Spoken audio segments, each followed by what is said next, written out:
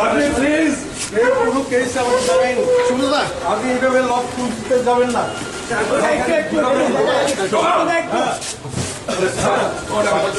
আপনার নামটা কি?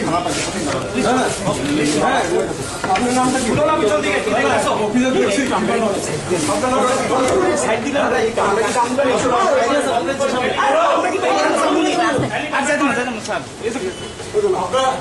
সবাই দেখুন।